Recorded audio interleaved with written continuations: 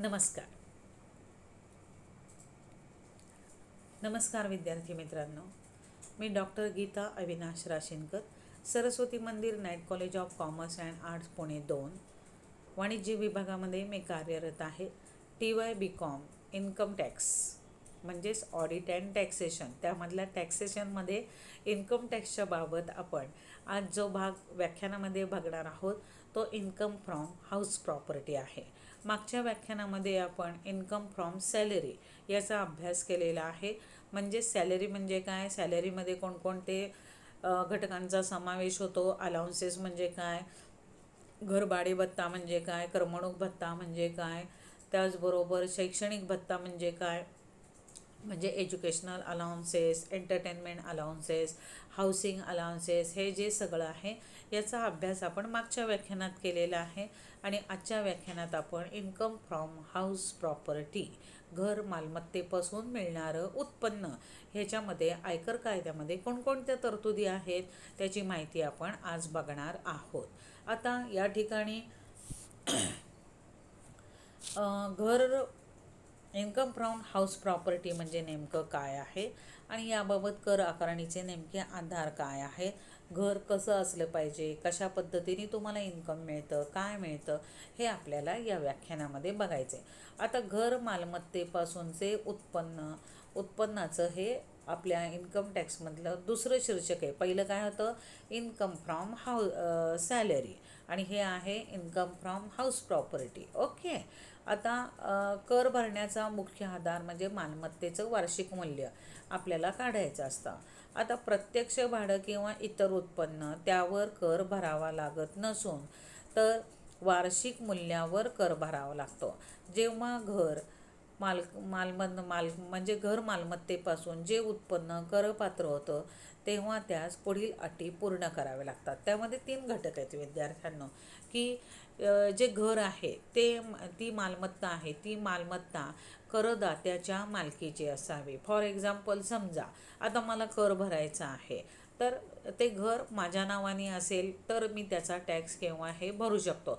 माझ्या वतीने दुसऱ्यांनी टॅक्स भरला तर ते चालत नाही, इन्कम टॅक्स त्याला अलाउड करत नाही. आले लक्षात? म्हणजे जी व्यक्ती करदाता आहे त्याच व्यक्तीच्या मालकीचं ते घर असलं पाहिजे.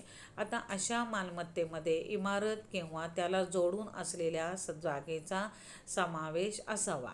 अशी मालमत्ता करात यांनी स्वतःच्या व्यवसायासाठी वापरली नसली पाहिजे की ज्याचा नफा करपात्र आहे. आता बघा, हे 3 वेगवेगळे घटक आहेत. आता पहिला आपण भाग बघूया मालमत्तेमध्ये नेमकं की करदात्याच्या मालकीचे. म्हणजे समजा XYZ ही व्यक्ती आहे, तो करदाता आहे, त्याच्याच नावावर ते घर किंवा दुकान किंवा जे काही आहे ते मालकीचं असलं पाहिजे तर तो त्याचा कर भरतो. समजा त्याच्यात XYZचं आहे आणि ABCने जाऊन जर टॅक्स भरला त्याच्या नावाने तर चालणार आहे का? नाही. जरी त्यांनी भरला तरी तो XYZच्या नावावरच भरला पाहिजे, एक लक्षात घ्या. म्हणजेच जो करदाता आहे त्यानेच त्याचा टॅक्स भरायचा. आता अशा मालमत्तेत इमारत किंवा त्याला जोडून असलेल्या जागेचा समावेश असावा.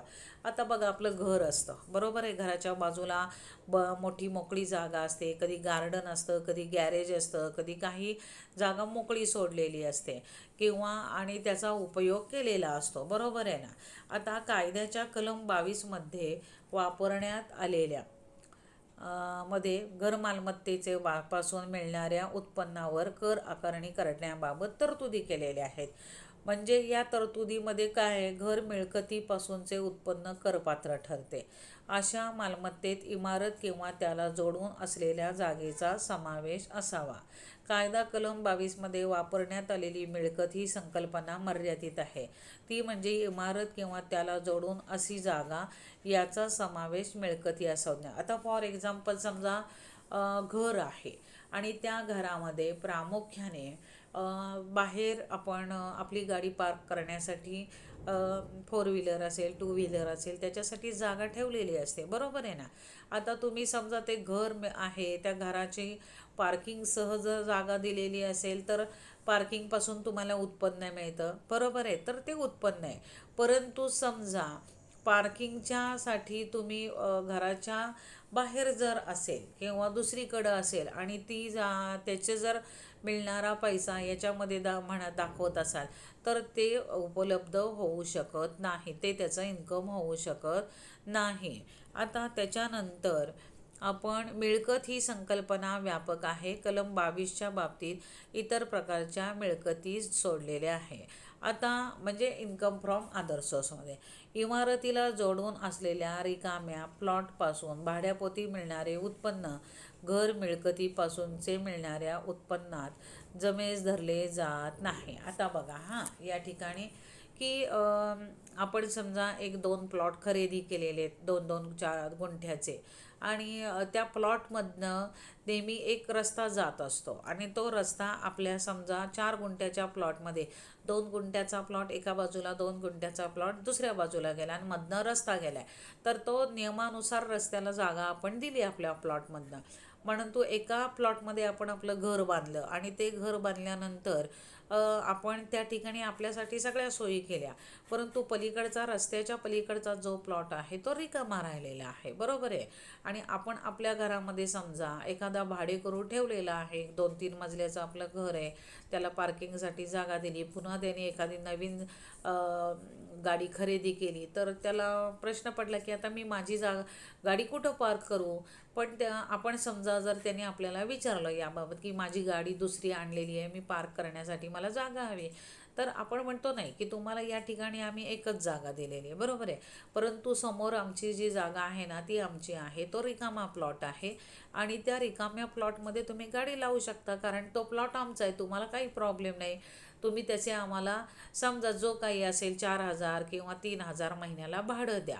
म्हणजे या ठिकाणी आपलं जे राहतं घर आहे त्या घरापासून ती दुसरी जागा लांब आहे, ती आपल्या घराला जोडलेली आहे का, नाही आहे, घरापासून दूर आहे आणि त्या दूर असलेल्या जागेपासूनचं भाडं किंवा जी काही रक्कम मिळते ते या घर मालमत्तेचं उत्पन्न म्हणून धरता येत नाही, ते इन्कम फ्रॉम अदर सोर्समध्ये जोडलं जातं, हे लक्षात घ्या.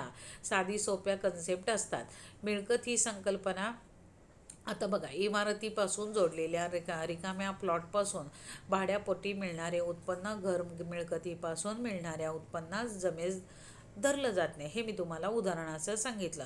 हे उत्पन्न व्यवसाय धंदापासून मिळणारा लाभ व प्राप्ती यांना म्हणजे इन्कम फ्रॉम अदर सोर्स म्हणजे बिझनेस असेल किंवा एनी इन्कम असेल यामध्ये समाविष्ट केलं जातं. ओके. आता पुढचं आहे करदाता अशा मालमत्तेचा मालक असावा. जो कर भरणारा आहे तो त्या मालमत्तेचा मालक असेल तर त्या मालमत्तेपासून मिळणारे उत्पन्न कर मिळकतीपासून मिळणाऱ्या उत्पन्न सदराखाली पात्र ठरते. पोटभाड्यापासून मिळणारे उत्पन्न कलम 22नुसार कलम 56नुसार इतर मार्गाने मिळणारे उत्पन्न या सदराखाली करपात्र आहेत. आता बघा, पोटभाडे करू. आता फॉर एक्झाम्पल ए ही व्यक्ती आहे. ए या व्यक्तीकडं स्वतःचं घर आहे आणि वरती 2 मजले आहेत. 2 मजल्यामध्ये एक मजला तो स्वतःसाठी ठेवतो, एक मजला समजा दुसरा मजला त्याने भाडेकरू ठेवलेला आहे, त्याला देखील त्याने 4 रूमचा फ्लॅट भाड्याने दिलेला आहे. महिन्याला 10,000 रुपये तो त्याचं उत्पन्न मोबदला घेतो. परंतु ती जी व्यक्ती राहते ती व्यक्ती एकटीच आहे आणि तिला तेवढं मोठं घर लागत नाही. त्यांनी त्याच्या मित्राला समजा गरज आहे म्हणून माझ्या घरामध्ये येऊन राहा आणि तू मला 5,000 रुपये दे असं त्यांनी सुचवलं. म्हणजेच ए ही व्यक्ती जी आहे तिचा पोटभाडे करू बी ही व्यक्ती झाला, बरोबर आहे की नाही. म्हणजेच त्यांनी त्याचा मित्र जो आणलाय त्याचं नाव बी आहे आणि त्याचा तो पोटभाडे करू झाला. त्यालाही कुठंतरी 10,000 देण्यापेक्षा 5,000मध्ये सगळ्या सोयी मिळतात ना, म्हणून तोही तयार होतो. म्हणजे ए व्यक्ती ही मूळ भाडेकरू आहे, बी व्यक्ती हा पोट भाडेकरू आहे. घर आहे XYZचं, म्हणजे XYZ हा मूळ घरमालक आहे, त्याचा ए हा भाडेकरू, ए हा भाडेकरूचा बी हा पोट भाडेकरू. म्हणजे भाडेकरू असला तरी तो XYZचा तो पोट भाडेकरू झाला आणि तो कुणाला भाडं देतोय, बी एला देतो. परंतु एला देत असतं तर एचं उत्पन्न पोट भाड्यापासून मिळणारे उत्पन्न यामध्ये करपात्र धरलं जात नाही, हे लक्षात घ्या. उत्पन्न या सदराखाली करपात्र पोटभाड्यापासून मिळणारे उत्पन्न कलम 22 पासून कलम 56 नुसार इतर मार्गातून मिळणारे उत्पन्न यामध्ये येतं, म्हणजे इन्कम फ्रॉम अदर सोर्स. म्हणजेच या मिळकतीचा ताबा मालकाकडे आहे किंवा त्या मिळकतीचा उपयोग तो स्वतः घेत आहे, तिथे व्यक्तीला भाड्याने दिलेली आहे हे विचारात घेतले जात नाही. आले लक्षात? आता अशी मालमत्ता मालकाने स्वतःचा व्यवसाय किंवा धंदा यासाठी वापरली असता कामा नये. अशी मालमत्ता मालकाने स्वतःचा व्यवसाय किंवा धंदा यासाठी वापरली असता कामा नये. जर अशी मिळकत घरमालक स्वतः व्यवसाय किंवा धंदा यासाठी वापरत असेल तर असे उत्पन्न मिळकतीचे वार्षिक मूल्य घर मग कधीपासून मिळणारे उत्पन्न या सदराखाली येते. आता या ठिकाणी ही मालमत्ता आहे की आपण बघतो बऱ्याच वेळेला आपल्या आजूबाजूला बघा घरं असतात, घराच्या खाली वरती आपण राहत असतो किंवा मागच्या बाजूला आपण राहत असतो, पुढं दुकान काढलेलं असतं, मग गॅरेज असेल किंवा छोटं विविध प्रकारचं दूध दही विकणारे चे असेल किंवा वाण्याचं दुकान असेल, असे दुकान काढून ते स्वतःच चालवत असतात. मग अशा ह्याच्यापासून जे उत्पन्न मिळतं, ही जो उत्पन्न आहे ते उत्पन्न काय आहे, उत्पन्न या सदराखाली वापरलं जात नाही, हे लक्षात घ्या. आता घरमालकाने वार्षिक मूल्य म्हणजे काय, घर मालमत्तेपासून जे उत्पन्न म्हणजेच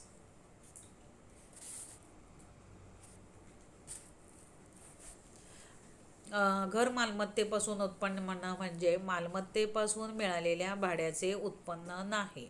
मालमत्ता जर भाड्याने दिली तर त्यापासून वर्षानुवर्ष जे भाडे अपेक्षित असते त्यालाच योग्य किंवा वाजवी भाडे असं म्हटलं जातं. आता यामध्ये वार्षिक मूल्यामध्ये प्रामुख्याने अशी रक्कम जी असते की जी मालमत्ता वर्षानुवर्ष भाड्याने दिली तर अपेक्षित असतं ते उत्पन्न.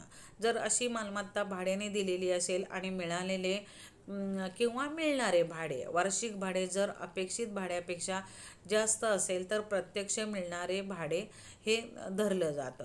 आता यामध्ये कोणकोणत्या घटकांवरती वार्षिक मूल्य ठरवलं जातं तर प्रत्यक्ष भाड्याचे उत्पन्न, नगरपालिका मूल्यमापन, योग्य किंवा वाजवी भाडे आणि प्रमाणित भाडे. आता लक्षात घ्या, प्रत्यक्ष भाड्याचे उत्पन्न जे एक विशिष्ट जो एरिया असतो त्या ठिकाणी प्रत्येक ह्याचा रेट काय असावा, मिनिमम आणि मॅक्सिमम भाडं काय असावं हे ठरवून दिलेलं असतं गव्हर्मेंटने नगरपालिकेच्या हद्दीमध्ये, म्हणजे रेंट कंट्रोल ॲक्टनुसार हे ठरवलं जात असतं.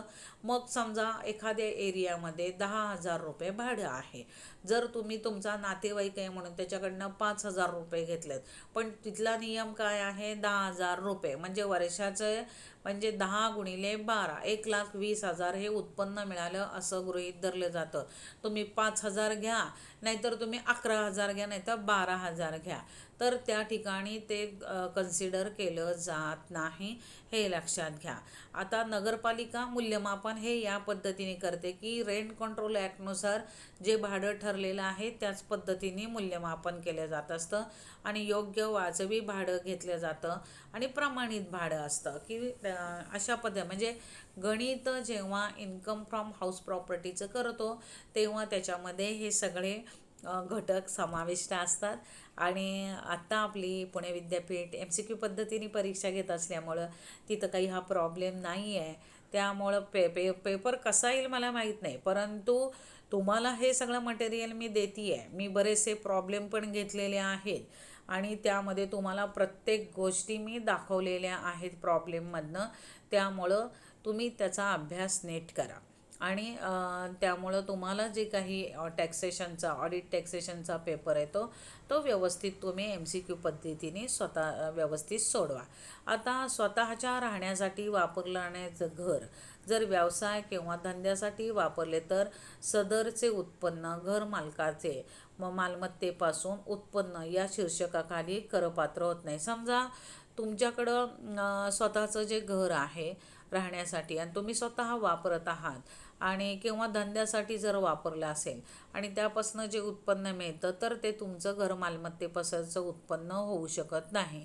जर करदाताकडे एकच राहते घर असेल आणि त्या मालमत्तेचे वार्षिक मूल्य काही नाही असे म्हणजे समजा जे सदन असतात ते 4-5 घरं त्यांच्याकडं असतील किंवा एकापेक्षा जास्त असतील, एका घरामध्ये ते राहतात, दुसऱ्या घरामध्ये ते भाडेकरू ठेवत असतील, तर त्या ठिकाणी समजा एकच घर असेल आणि तो त्यामध्ये राहत असेल तर त्याचं कुठलंही उत्पन्न नाही असं समजलं जातं.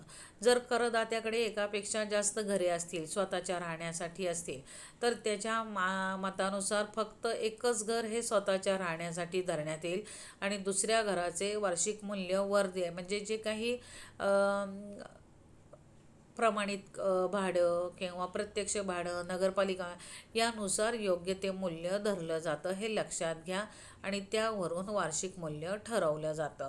म्हणजे इन्कम फ्रॉम हाऊस प्रॉपर्टी याच्यामध्ये जर आपण ह्याचे प्रॉब्लेम सोडवत असतो तेव्हा कोण एकच घर आहे, भाडेकरू आहे, त्याला विथ फर्निचर दिलं, विदाऊट फर्निचर दिलेलं आहे, स्टँडर्ड रेंट किती आहे ह्याचं सगळं किंवा नगरपालिका ह्याच्यानुसार म्युन्सिपल टॅक्सनुसार किती भाडं आहे या सगळ्या फिगर अमाऊंट दिलेल्या असतात आणि अतिशय सोप्या पद्धतीचा हा प्रॉब्लेम असतो आणि तो सोडवता येतो. म्हणजे थेरॉटिकल भाग हा जसा आपल्याला वाटतो त्याहीपेक्षा या सगळ्याचा उपयोग प्रॉब्लेम सोडवण्यासाठी असतो आणि ह्या कन्सेप्ट ज्याच्या क्लिअर होतात त्याला प्रॉब्लेम सहज सोपा जात असतो विद्यार्थ्यांना. परंतु आपल्याला आता प्रॉब्लेम पेक्षा विद्यापीठाने सांगितलेलं आहे की MCQ येणार आहे, मग MCQच्या दृष्टिकोनातून तुमच्या कन्सेप्ट क्लिअर व्हाव्यात म्हणून मी या ठिकाणी या PPTच्या माध्यमातून हे व्याख्यान घेतलेलं आहे आणि याचा अभ्यास करा, चांगले मार्क मिळवा, उत्तीर्ण व्हा, यशस्वी व्हा. पुढच्या व्याख्यानामध्ये आपण भेटणार आहोत. तर पुढचा आहे PGBPचा. PGBPमध्ये आपण भेटू या व्याख्यानामध्ये. तोपर्यंत मी आपला निरोप घेते. पुन्हा भेटूया. धन्यवाद.